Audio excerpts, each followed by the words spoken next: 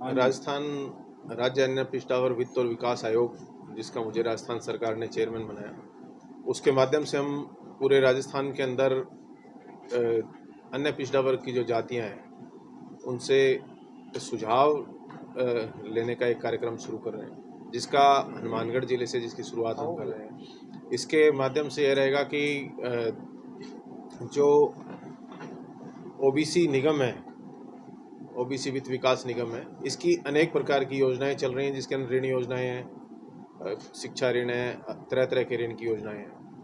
इन आयोग का हमारा काम है कि इन योजनाओं के अंदर क्या सुधार किया जाए।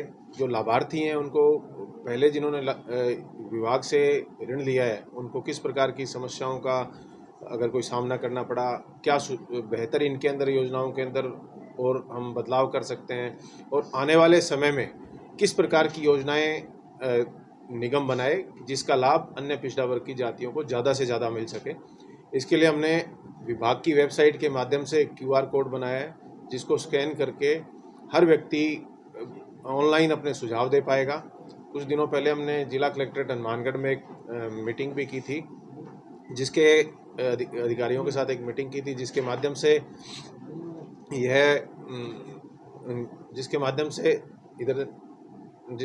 से हमने जैसे ये इस प्रकार का एक QR कोड रहेगा, इस QR कोड को स्कैन करके हर व्यक्ति अपने सुझाव दे पाएगा। मैं यहाँ कहना चाहूँगा कि राजस्थान की सरकार अन्य पिछड़ा वर्ग की जातियाँ हों, चाहे हमारे SC ST के साथी हों, या हर तबके के विकास के लिए निरंतर प्रयासरत रही है। पिछले 4 सालों 4.5 सालों के अंदर जिस प्रकार के विकास के काम राजस्थान की सरकार ने किए हैं वो पूरे देश में एक उदाहरण है। अन्य पिछड़ा वर्ग की जातियों का समाज सुधार के अंदर सामाजिक आंदोलन में, चाहे हम आज़ादी के आंदोलन से लेकर आज दिन तक बात करें, पिछड़े तबकों का अहम योगदान समाज के अंदर रहा है।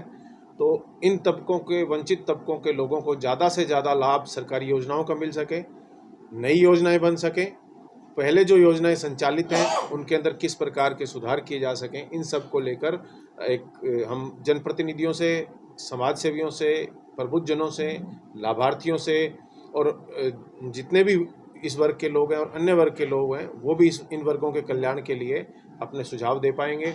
इन सुझावों का संकलन कर फिल्टर करके हम राजस्थान सरकार को, राज्य सरकार को एक प्रतिवेदन पेश करेंगे। उस प्रतिवेदन के आधार पर आने वाले समय में योजनाएं बन सकेंगी और इन वर्गों का लाभ हो सकेगा। हनुमानगढ़ जिले की अगर हम बात करें तो हनुमानगढ़ जिले के अंदर भी पिछले 4.5-5 साल में अनेकों काम हुए विकास के। MRC कैंपों के माध्यम से हर वर्ग को राहत मिली। अभी निःशुल्क मोबाइल वितरण योजना है, उसके माध्यम से मोबाइल वितरण का जो काम चल रहा है, हर वर्ग को राहत मिली। तो राजस्थान की कांग्रेस की वर्तमान सरकार ने हर संभव प्रयास किया अशोक गहलोत जी के नेतृत्व में कि ज़्यादा से ज़्यादा जो एक वेलफेयर स्टेट का कॉन्सेप्ट है कि वेलफेयर स्टेट के माध्यम से कि जनता की सरकार जनता के लिए, जिस आशा और विश्वास के साथ पिछले चुनावों में अशोक गहलोत जी के नेतृत्व में कांग्रेस की सरकार पर लोगों ने भरोसा जताया था, पूरी निसंदेह इन 5 सालों के अंदर कोरोना आया तो कोरोना का जो बेहतरीन मैनेजमेंट राजस्थान की कांग्रेस की सरकार ने किया वो अपने इस देश के अंदर पूरे भारतवर्ष में एक मिसाल उसने कायम की। हमने देखा कि भीलवाड़ा मॉडल पूरे देश में प्रसिद्ध हुआ, कम से कम कैजुअलिटीज हुई और हर वर्ग को हर व्यक्ति को समुचित इलाज भी मिला। आज राजस्थान के अंदर जो चिरंजीवी योजना चल रही है वो पूरे देश, पूरे भारतवर्ष ही नहीं पूरे विश्व में एक उदाहरण है कि सरकार 25 लाख रुपए तक की गारंटी ले रही है आम आदमी की। किसी साथी का अगर भगवान ना करे कोई बीमार पड़े, अगर कोई कहीं बीमार पड़ता है तो निश्चित तौर पर उसको किसी प्रकार की चिंता करने की आवश्यकता नहीं है। पढ़ाई के लिए सरकार हर वर्ग की, शिक्षा के लिए, स्वास्थ्य के लिए और हर वर्ग को जो सामाजिक सुरक्षा की हमारी योजनाएं हैं उन सबको लेकर सरकार ने इतना किया है कि हर व्यक्ति अब अपनी दैनिक चिंताओं से मुक्त होकर राजस्थान के विकास में, अपने जिले के विकास में अपना जो ज़्यादा से ज़्यादा समय दे पाएगा। ERCP का मुद्दा चल रहा है, बनना हजारे भी बैठ गए हैं। तो मुख्यमंत्री ERCP कोई मुद्दा नहीं है, लाइफ लाइन है, क्योंकि हमारे यहाँ पानी है। गंग नहर आई तो राजस्थान की किस्मत बदली। जवाहरलाल नेहरू जी ने भाखड़ा नांगल डैम बनाया तो हनुमानगढ़ गंगानगर जिले की तकदीर बदली और तस्वीर बदली। अब मैं तो लगभग पूरे राजस्थान में 2 बार यूथ कांग्रेस का प्रदेश अध्यक्ष रहा, पूरे राजस्थान में घूमने का मौका मिला। हमारे जो पूर्वी राजस्थान के साथी हैं, एसटी के साथी हैं, मीणा गुजरों, हर जाति जो हमारे किसान को वहाँ पर जो निवास करती है, पानी के अभाव में इस प्रकार से त्रस्त है। ईआरसीपी के मुद्दे के लिए राजस्थान की सरकार ने पहले दिन से प्रयास किया। केंद्रीय जल संसाधन मंत्री राजस्थान के हैं, उनका या केंद्र सरकार का कोई योगदान नहीं रहा।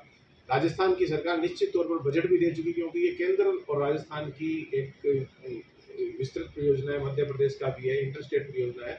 तो बिना केंद्र सरकार के यह योजना पूरी होना असंभव है। वो कह रहे हैं डीपीआर ही नहीं भेजी इन्होंने 5 साल। केंद्र सरकार तो हर चीज में कोई न कोई बहाना करके अड़चन अड़ाने का काम करिए। राजस्थान की सरकार तो तैयार है, हर चीज बजट दे दिया, सब कुछ दे दिया। उसके बाद में राजस्थान की सरकार तो पूरी तरह से तैयार है। ईआरसीपी को अटकाने का काम सिर्फ और सिर्फ भारतीय जनता पार्टी केंद्र की सरकार ने किया, क्योंकि उनको लगता है कि पूर्वी राजस्थान की पिछली बार राजस्थान की सरकार बनने में योगदान पूर्वी राजस्थान के लोगों का ज्यादा रहा। मीणा साथियों ने, गुजरों ने, सबने वोट दिए।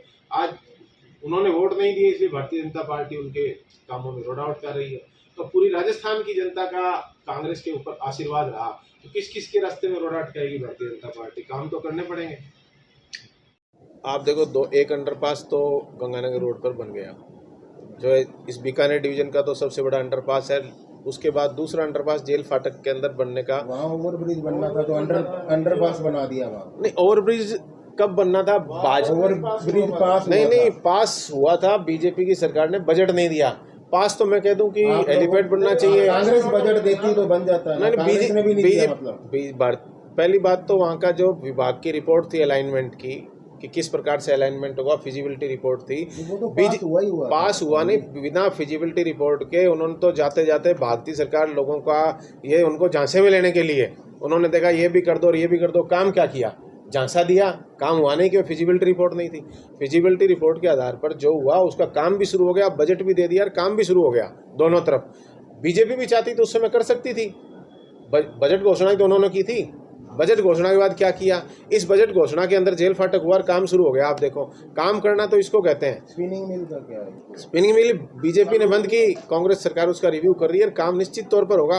अब कुछ काम तो अगले राज के लिए भी अपन छोटा, भाई अगले राज आओगे तो की तो छोटा सारो पेयजल योजना। बीजेपी की सरकार जबकि मैं कहूँ झांसा देने को जो काम करो, नहीं वो तो झांसा दे रहे थे। जो भी है निश्चित तौर पर अभी तो, क्योंकि आचार संहिता लगने वाली है, कभी भी लग सकती है। अगले शासन के अंदर जो बचे हुए काम है निश्चित तौर पर पूरे होंगे। दूसरी तरफ हम बात करें तो पहले 5 साल भारतीय जनता पार्टी का जब शासन था, उस दौरान तो इन्होंने कुछ किया ही नहीं, किसी भी वर्ग के लिए कुछ नहीं किया। कांग्रेस सरकार आई तो लगभग हर वर्ग को लाभ देने का काम किया। जो बिगाड़ा वो पिछले 5 साल में करके गए थे। कांग्रेस 98 से लेके 5 साल राज किया, राजस्थान को संवारने का काम किया। जनता झांसे में आ गई, इनकी नोटंकी में फंस गई। 5 साल बीजेपी का राज रहा। उस बीजेपी के राज के अंदर जो कांग्रेस ने काम किए थे, लगभग उन कामों पर पानी फेर दिया। फिर वापस कांग्रेस की सरकार आई। अब भारतीय जनता पार्टी ने जो कबाड़ा किया था राजस्थान का, 2-3 साल तो उसको सुधारने में लग गए। 2 साल कोरोना आ गया। कोरोना के अंदर हम जानते हैं पूरा देश ठहर गया था, राजस्थान ठहर गया था। सरकार को काम करने के लिए तो लगभग 2.5-3 साल ही मिले। उस 2.5-3 साल के अंदर जो राजस्थान की सरकार ने काम किया, ये काबिले तारीफ है। आप राजस्थान को कंपेयर करो गुजरात से, महाराष्ट्र से, दूसरे स्टेटों से भी, तो हम देखें वहाँ क्या हो रहा है। महाराष्ट्र के अंदर 1.5 लाख रुपए का चिरंजीवी स्वास्थ्य बीमा योजना है। अब आदमी बीमारी हो गए तो फिर बाद में पढ़े होके बाद में स्कूल कॉलेज सब शिक्षा के अंदर जितना काम राजस्थान की सरकार ने किया, सबसे ज्यादा आप कंपेरेटिव स्टडी शाम को आज के दिन तो गूगल पे, नेट पे हर चीज मौजूद है कि सरकार ने क्या तो किया क्या नहीं किया। अब कोई झांसे में नहीं दे सकता, गुमराह नहीं कर सकता। जो चीजें दस्तावेज के रूप में मौजूद है।